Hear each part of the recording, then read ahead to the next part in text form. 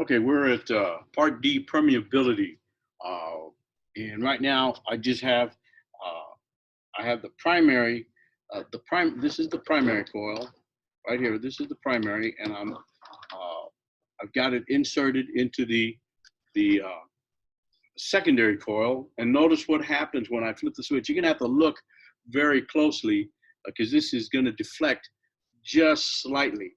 Um, Closed, open, close, open. And from my estimation, this may be going like 20, uh, 20 whatever this unit is. It's about 40, very small microamps, 20 microamps on either side. Now, all I'm going to do is I'm going to insert this this iron core into the solenoid, and you'll see into the coil. Now watch the galvanometer. Boom! I can even hear it pegging on either side.